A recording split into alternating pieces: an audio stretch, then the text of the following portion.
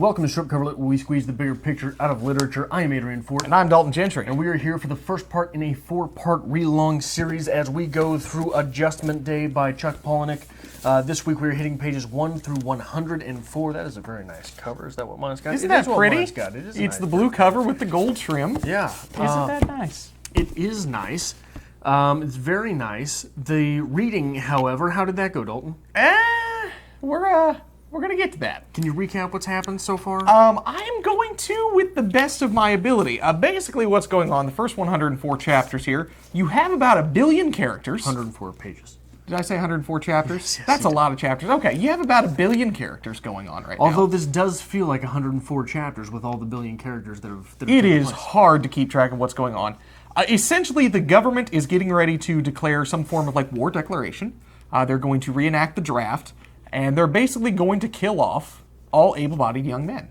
All the youth bulge. The youth surplus bulge, yes. young men. So if you are a young man, this millennial generation, government's going to kill you because you know it's a dangerous thing to have a lot of like-mind thinking men around here. And that nomenclature is no accident. Youth bulge. That is for a reason. And in opposition to this, there is this movement coming forward where essentially you can acquire votes for your government by killing off celebrities, high-ranking officials, etc., lobbing off their ear and turning it in. Yes. And that's about what I've got from this so far. I've sat this down many times now. I'm like, what the hell is going on? Yeah. So if this is your first time here with Strip Cover Lit, we don't do a lot of the talking about what's going on the page. Mm-hmm. We try to take things away from the page and talk about what is in the literature itself. Yes. What is going on with the ideas therein? What are some real-world connections from the things that are going on? But here, it's going to be a little bit more difficult because neither one of us really has much of a clue what is going on the page, I believe. Is that fair to say? Yes, but it is early. This is the first 104 pages. Yeah, one-third of it, about 33% of the way through the novel, though. You should have some idea. And if we want to talk about, a reaction to the novel so far, where we've gotten so far with this, the first 30, 40 pages, they were rough. Yeah. They were rough. I actually texted Adrian here, and I'm like, hey, how you feeling about this? Because, I picked it up, and, I can read about 6 pages, and I'm like, what? No, I'll try this again later. Yeah. It took a minute to get into the swing of things here, but honestly, I feel like it's picking up for me. I feel like there's some good crescendo coming. We're at the point now where the government has just signed this declaration and this Adjustment Day opposition has begun. Right. So I think we're in the meat of the novel now. We're at the climax, the crescendo, what we want. We're in the bulge of We're in the bulge of the novel. But a little rough. A little rough to get started on right. this. That first paragraph, how many times did it take you to get through? The first paragraph? I'm not kidding when I read a couple pages and I'm like, whatever, I'll try again. And then I picked it back up, I read a couple pages, I'm like, okay, today's not the day, I'll focus tomorrow. Yeah, Palahniuk is Palahniuk swings hard. Yes. And he's either going to knock it out of the park like with Fight Club, or he's going to do something like this, where the cadence is very difficult to follow. Yes. Where the sentence structure is so convoluted that you can't remember by the time the sentence ends where it began. And it's unlike Faulkner, who does much of the same thing. Sometimes you end a Faulkner sentence and you realize, holy shit, I've been reading for 3 pages. It just keeps going. Where was I? But with these, the sentences aren't long, but they're compounded in such a way that it doesn't make sense upon first reading. I agree with you there. It is pretty dense. It is kind of wonky. Every now and then, though, that writing, it's good.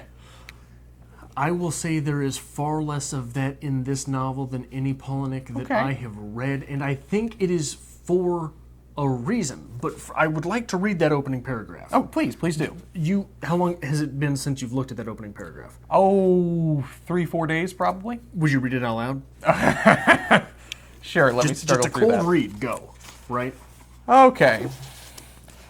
People still talk about some do-gooder, a good scout, the one in every crowd. Some altar boy, some teacher's pet walks into the southeast precinct, looking both ways, whispering with one hand cupped beside his mouth. Past dark o'clock, it's midnight o'clock, when he walks in and his hood is up, head down, wearing sunglasses no less. He's nobody's Stevie Wonder, no white cane, no dog. Whisper asks, can he talk to somebody in charge? Ask the desk sergeant on duty, whispers, I want to report a crime that's supposed to happen. I actually put in a that there. I want to report a crime supposed to happen. Right. Woo! It's rough, but I think it's because you are a much faster reader than I am. Okay. But even for a slow reader like myself, I didn't know what the hell was going on there. My biggest problem is I do read a little faster, and every now and then I gloss over it. I'm like, well, yeah, the hell just eat what? Let me go back. I have to read this again. Right. Do you want to give it a read? Not particularly. Okay. My point was that in that very first paragraph, you have two hyphenated words that probably need not be hyphenated. Okay. Do-gooder, I think a lot of times when that is written, it is hyphenated. Doesn't have to be. All right. Whisper asks. Now, how often in this novel have we seen things hyphenated? Because Palahniuk kind of wanted to put two words together and didn't want you to get lost along the way. Makes you feel good. So good writing teaches you how to read it. If you have to do it that way, you've probably lost yourself in the writing, and you're going to lose your reader in the read-through. Now, a little thought that I've had about this so far, because the writing in this is chaotic, and we are jumping from character to character. You'll get 3 or 4 paragraphs, maybe 2 or 3 pages in one character. We're in a new character. We're in a new character. Is the chaos part of the literature? Is he wanting to build a chaotic feel, a chaotic ambiance to kind of cushion the chaos of this plot? I think he definitely is, and I think that the thing is, I think those small breaks in the literature, the space between white spaces, is going to lengthen out as we draw these characters closer together. Mm-hmm. It feels like one of those heist films. Okay. Where you get 30 seconds with one character doing something, 30 seconds with another, 30, yes. 30, and then in the meat of in the bulge of the movie, you've got long scenes yes. where it's paying off. And I'm assuming we're going to slow down, because at this point, of the 20-some characters we've been introduced, we're starting to kill a lot of them off real quick. Right. And, okay, so if we're doing this for effect, one thing that I wonder is we're getting everyone's names. Yeah. These nameless, I think that unless it pays off, some of these characters should have been nameless. You're trying to build the anonymity of today's man, okay. right? Because men today are throwaway, like this novel is saying. Men today get thrown off to war because we've got too many of them, right? Like the chicks, the baby male chickens. You throw them into the grinder. Yeah. You put them in the soil, which is absolutely true. That's not something Palahniuk made up. Those who make it through, just bury them alive. It's fine. Right. So if that's the case you're trying to build, why does every character in the novel have a name, for Christ's sake? But I think my main point here is this novel is either hot garbage or it's sheer brilliance. Okay. And I think that what that comes down to, either way it's poorly written, but what this is going to come down to is the self-awareness of the piece. Okay. If this novel this might be Joyce-level self-awareness in writing.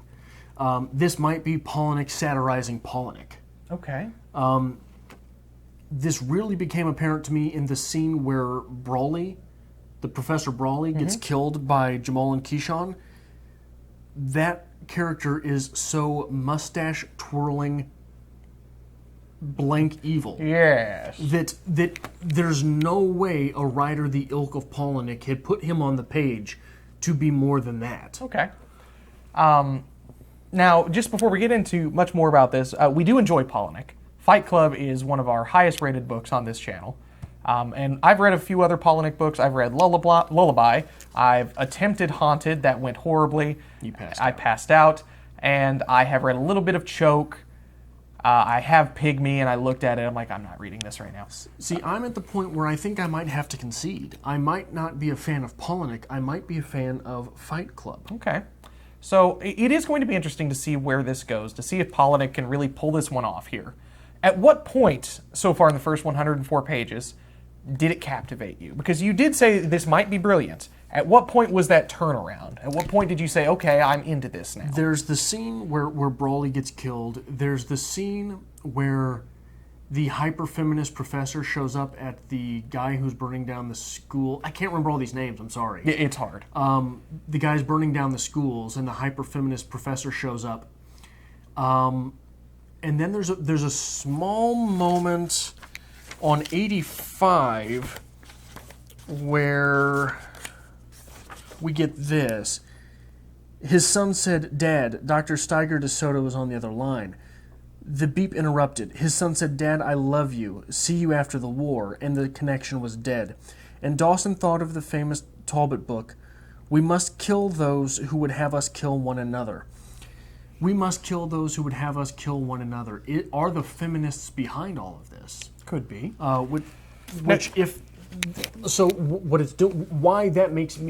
Why that pulls me deeper into the novel is that it gives me some ideas to play with behind the scenes as things go forward. I do think the Talbot book is interesting because it is giving us the quippets behind the novel. It's giving you the... I don't even know what the word I'm going for here. The Durdenisms. Yes. Yes, it is Tyler Durden speaking to you. Yes. And some of the quotes are wonderful. Imagine there is no God. There is no heaven or hell. There is only your son and his son and his son, and the world you leave for them. And all you knew, the truth. Hoard food, and it rots. Hoard money, and you rot. Hoard power, and the government rots. It is very Project Mayhem. It is very Tyler Durden.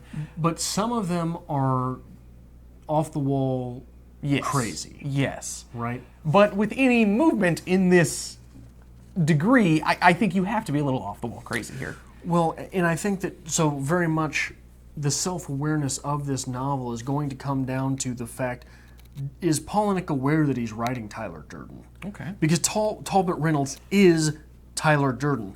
Palahniuk has to kill Tyler to move on with his career, because Palahniuk's been trying to write Tyler Durden every novel since he wrote Fight Club that I've read, with the exception of Maybe Haunted. And I don't mean necessarily as closely related to Tyler as here, but one of those characters that's sort of cool and mysterious and says these weird things, right? Now, I will say, the defining moment for me is the Dr. Broly scene. It's when he starts talking about ritualistic power reversal. Right. At that point, for some reason, this novel slows down. It gets easier to read. You get more into it. It's not scatterbrained. It's not chaotic. And it's a good point. It's because in that scene, you have dynamics between characters. Yes. And at that point, I'm sitting there reading that, and, like, it caught my attention. I'm like, well, I shouldn't take vacation this year. I should call in, because fuck them. So, like, I feel better. And, like, that smoothed out for me. And at that point forward, I'm more into this. But that's 50, 60 pages in. Yeah. So it took some time. So, but real quick to get back to that Tyler, the Tyler Durdenisms of this. Piper is a nobody that is suddenly burst into fame by a blowhard character with a sage image that eventually kills his career. That is a lot, I believe, like Palahniuk feels about Tyler Durden. Okay. Which brings me to, who do you figure is the target audience of this book? I feel like this is targeting the whole millennial generation that they're going for here. This generation that does not trust their government. This generation that feels like they've been basically inherited, salted earth. So when you say millennial, what age are you thinking? That's the issue when you come to it. When you usually say millennial, I'm thinking younger than myself. However, I think this is targeted at an older millennial generation, the generation that had Fight Club, the generation that has those seeds of Project Mayhem. They have the seed of Fight Club in them, but they're older than this new generation that is coming forward. Right. And on 79, we have the quote, dismissed it as they had the Tamagotchi. Did you have a Tamagotchi? I did. The Beanie Babies. Did you have Beanie Babies? I did. And Pogs. Did you have Pogs? I had Pogs. Nobody knows what Pogs are. I loved Pogs. I had Pogs. I'm proud of you. So this is targeted at us, people who worship Tyler Durden. It is. This is aimed to kill Tyler Durden for us. Okay. Because Tyler Durden in this novel does not really exist. Tyler Durden is the manufactured leader of a group of roughnecks, All right. which is what Tyler Durden was for us. Okay. Do you remember when you found Tyler Durden? When I found Tyler Durden, Yeah. see, I was unfortunate in the aspect that I had already seen the movie. I knew the twist and everything. Right, so. but even then. Even in the movie. So the movie and the book for Fight Club Yes. are they both do exquisitely what their mediums are made to do. They're very different projects, but with the same backing. It's Where a were wonderful you gut when you- punch. Where were you when you found Tyler Durden? When I found it? Yeah. Like, where was I physically watching the film? or- No. Where in your life were you? Where in my life? When Tyler Durden appeared to you and you thought, hey man, this guy. Okay. Early 20s, I think. Early 20s? Probably, I think, late college era 20s. Okay, sure. I was stuck in the workforce, never having been able to go to college yet. Okay. So when Tyler came along and started saying, screw the power, okay. I was for it. I was one of those guys. I was working 7 days a week between two jobs, trying to penny and nickel my way through community college. So we're the people that this novel is supposed to be talking to. Yes. And 104 pages in, it necessarily is not. Now, what I would say about this, in my opinion so far, conceptually, this is wonderful. It has poor execution so far. Because, like I said, I do agree with you. If he can pull this off, and he can turn this around, and he can get away from his Tyler Durden writing style, he can get away from all that, and create something out of this, something new, something fresh, this is damn good. However, if we get the typical just, moving forward, nothing happens, and we still have Tyler Durden to go forward, it's a little iffy. Well, Tyler Durden's already dead. Yes. And so in that fashion, do you remember the scene where Piper is reading the Talbot Reynolds stuff? That's where I'd like to get to. Does it or does it not feel a whole lot like the Bin Laden tapes? Okay. Where you knew you were going to be seeing these things after he was dead. All you right. knew you were going to be seeing things when he was missing. But he was being thrust in front of a camera and said, speak. Because there is a large movement behind you. Semi-terroristic. Yes. Not even semi-terroristic. I mean, this is outright terrorism at the end of this part of the reading. There is a terrorist organization behind you that needs your propaganda. And I think the character of Piper is extremely interesting. Because this is a man who basically has no idea what he's getting into. He has no idea what he's doing. No idea what he's doing, actually, yes. He quite essentially has the gun to his head. He needs the money. He has to do what has to be done. And he just rolls with it, baby. It does feel very much like this is a kind of Palahniuk's comment towards Fight Club. And he's like, well, you got to do what you got to do. However, immediately after, boom, he's gone. Yeah. We snuff him out as soon as the deed's been done. So they have to because you have to kill God. Yes. God is the first victim of any war, right? Wasn't that what he said? Yes. So I'm hoping that is the preface. That is what we are moving forward. We have killed the Fight Club. We have killed Tyler Durden. We are moving forward after this. And it is starting to get interesting. This whole concept of a list of people, politicians, celebrities, people with positions of power, who, if you do murder, you receive votes so you can reshape your government. You can essentially create your own lineage. That's the idea here. Which is going to lead to many more people of our generation voting than ever before. It's a miracle. I do think topically, though, given the atmosphere, especially in the United States, where, this is obviously Palahniuk's from, damn, he's hitting it on the head. It's a dark time in the United States. It's a dark time for politics. It's a dark time for government. And to be able to pin something like this, I will give him credit. Got some chutzpah behind him. I think that part of this might have been just luck of the draw on Palahniuk's part. Because, unless I'm mistaken, because when you're talking about this, the identity politics thing, you're really talking about the past couple of years where things have blown up, right? Okay. Always been there. I mean, you can go back. There's clips of Christopher Hitchens on YouTube talking to Charlie Rose about identity politics in the early 90s. Okay. So and the problems that this sort of thought was creating then. So it's been a long time brewing. I mean, if he got lucky and just happened to get it published at the right time, good on him. But I think he's been writing it for a 4 while. years, I believe. Yeah, is that right? So we get this quote on 87. Each group must inhabit a homeland where it constitutes the norm. Otherwise, self-destroying, self-hatred, and other attacking self-aggrandizing occurs. Drinking, drugs, and toxic sexual behaviors arise when cultures are compelled to share public space. No culture should be held to the expectations and subjected to the withering gaze of another. Now, here's the strange thing about this. That feels awful, doesn't it? It does. To hear. Why does it feel awful to hear here? Because it's coming from the mouth of a white man. Okay. This is identity politics, Okay. as they are espoused. This is identity politics as you find them in the media. Everyone should have their own space. Now here's the bone I'm going to pick with this as it stands now. We are not getting the main problem with identity politics. We've got a group of white men, black men, and gay Cuban men, right? Is that Okay. Was that third group there? There is a group of homosexual men. I'm not sure about Cuban though. Well, I know that two of them are Cuban Okay. because it's the only ethnicity that were really given outright in the Okay. novel.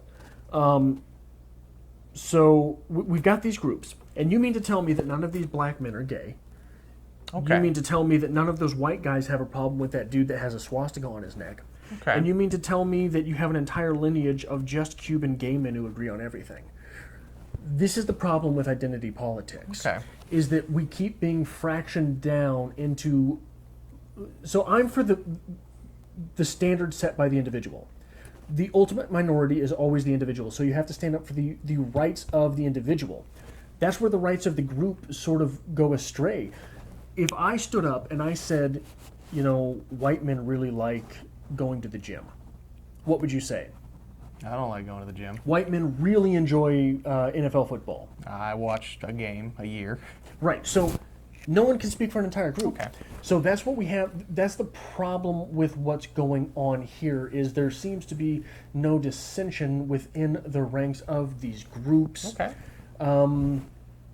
Why? So, and the reason it feels so nasty when we're reading it is because, again, you're forced to visualize a white man saying these things about segregation.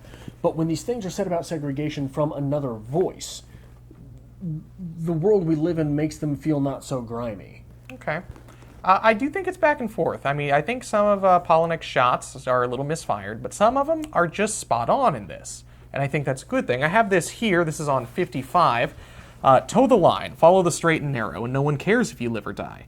Walter can starve to death or stumble into traffic and get mowed flat. He can ship out to the same combat zone and get bayonet raped. He's nobody's little baby, not anymore. Nobody gives a crap whether he lives or die. But kill off a few of his fellow nobodies, and society will move heaven and earth to keep track of him. 1 billion taxpayers will provide for his food and his shelter for the rest of his life. Dress him in clean clothes, stop eating, and they'll shove a tube down his throat and pump him full of food, a treatment he hasn't enjoyed since he was a fetus. The whole concept behind, and especially in the unfortunate, all these mass murders, mass shootings, things like that, the murderer is almost given celebrity-like status. And there's been a big movement lately towards that where, let's not mention his name, let's not put up his picture. That seems to be what he is going for.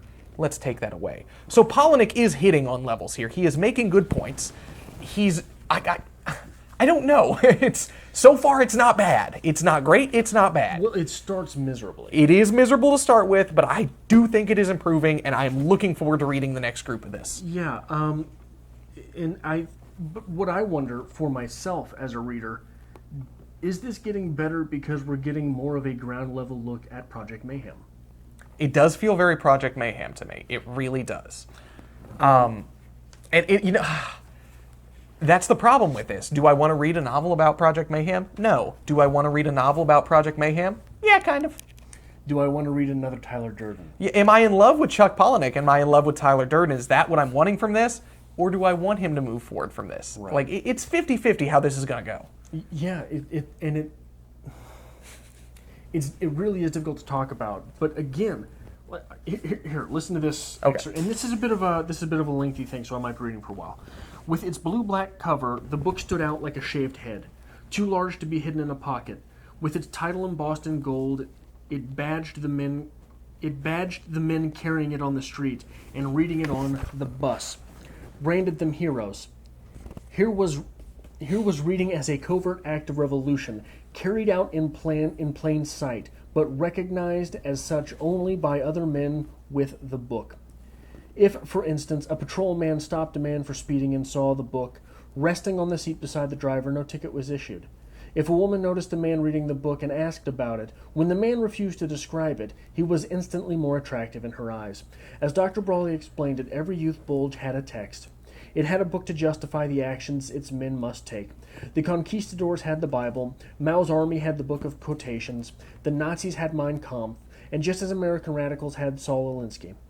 Parents and teachers were thrilled to see boys pick up a book. Boys and young men who'd never willingly finished a book, when they were poring over these pages for hours at a stretch. Only men who were invited into a lineage were given copies. Only among such men could it be discussed until all who had read it knew the words by heart.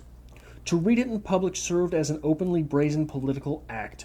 Each blue-black cover was a dog whistle, a true indicator. Reading it was an ideological advertisement to the like-minded. No library had a copy, no bookstore sold it.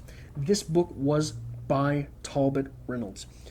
It jumped to catch the eye, made the holder a hero among those who knew the plan. Readers carried it to catch the eye of fellow travelers. The badge of its blue-black cover displayed their numbers and bolstered their confidence. It declared that the bravest among the brave had chosen its bearer as an equal, and men carried the book every day, everywhere, as they carried a flag into battle. The same as all the most important books, it made sense only to the faithful, like the Quran or the Book of Mormon or the Communist Manifesto. If a believer... Where's my microphone? Oh, man. This might be bad. Carry on.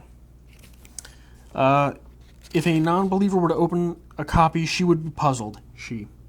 Frustrated and quickly dismissed the text, set it aside. An outsider could never finish the book, while a convert could read it 1,000,000 times and pass it cover to cover and fresh insight in every pass. Find a fresh insight in every pass. Those who carried it were tired of being consumers. They wanted to be consumed. In lieu of choosing a vocation, they had been chosen. Each of these men had received his calling, a conscription larger than the government draft lottery. What does that sound like? It sounds like early copies of, for example, the Bible. Okay. Early copies of a religious text. It also, black and blue sounds a whole lot like this, which is black and red, or black and blue and red. It sounds a lot like Fight Club. Do you have Fight Club? I do. How did you get it? I have it on Kindle. You have it on Kindle? Mine was given to me. Okay. I've given several copies of this out, like a religious text. Okay. So we are going to see where this goes. We are going to be back next week with part 2 of this. Yes. We're going to be reading pages 105 to, do you know the exact number we're at? I do not remember. We can put it in the... We'll definitely put it in the comments down below. Please join along, read along with Strip Cover Lit. We're going to be continuing forward with Adjustment Day by Chuck Palahniuk, and we're going to see where this takes us. Yeah. Hopefully it's a little bit better here.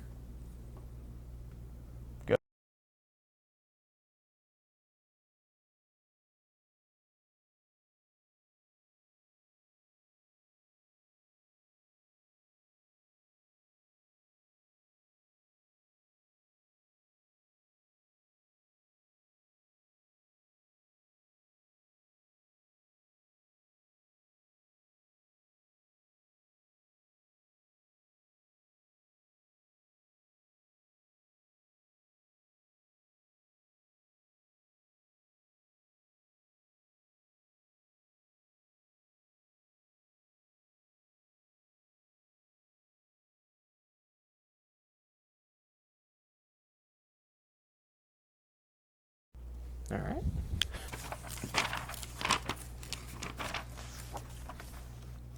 Can you recap what's happened? Sure. Do you know what's going on? Not 100%. Good.